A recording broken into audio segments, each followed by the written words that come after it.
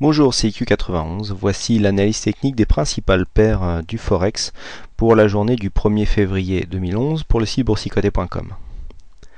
On commence donc par l'euro-dollar et donc la fin de la consolidation suite à la cassure que nous avons eue ici des 1,3760 qui ont donné lieu à un signal de trade qui n'a pas été malheureusement positif puisque la cassure n'étant pas assez puissante.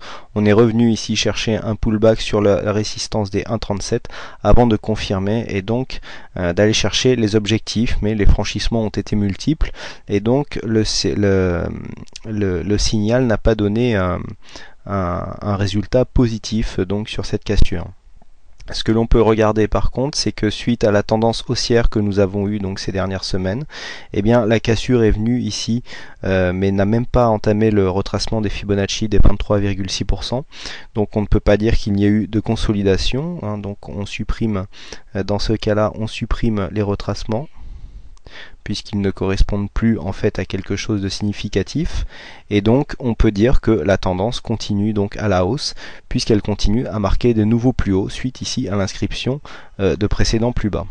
Alors ici le retournement est assez clair au niveau des indicateurs puisque après avoir eu un stochastique ici survendu et un beau retournement du MACD, eh bien ça nous a donné un joli rebond ici sur la paire euro-dollar. Donc attention, maintenant on arrive par contre en surachat puisque même le RSI, on a un stochastique et un MACD qui commence à avoir une belle amplitude.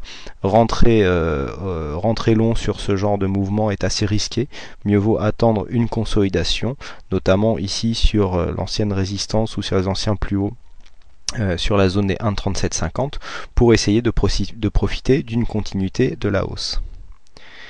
Sur l'euro-yen, un mouvement aussi intéressant puisque nous avons donc suite à la cassure ici du trend et une consolidation jusqu'au 38,2, eh bien nous venons ici nous stabiliser maintenant sur les 23,6, hein, puisque regardez les retracements de Fibonacci ici, eh bien nous oscillons toujours autour de cette zone. Donc pour l'instant zone neutre, hein, puisque nous ne venons pas ici infléchir la tendance baissière ni confirmer la tendance haussière. Donc pour l'instant c'est stabilisé.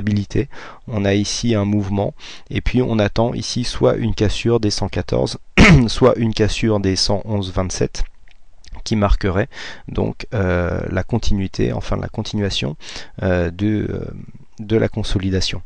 Au niveau Au niveau du dollar-yen, nous avons une configuration donc après la fausse sortie que nous avions eue du trend baissier. Ici il y avait eu des attaques, je vous le signalais hier, du support ici à 82. Et bien le support a bien cassé aussi et donc nous cassons les supports par support, donc nous allons certainement rejoindre ici le bas du trend. Attention là aussi, une survente qui commence à être marquée notamment sur le stochastique et le RSI. Le MACD, un retournement nous donnerait un signal nous donnerait un signal haussier relativement puissant dans cette configuration. Le câble confirme donc la cassure de sa résistance par un beau mouvement haussier. Hier je vous disais ici que cette cassure pouvait constituer la continuité du mouvement haussier que nous avions ici lors du trend. Nous avons consolidé, la consolidation n'a pas dépassé les 50%, donc le mouvement de fond n'est pas remis en cause.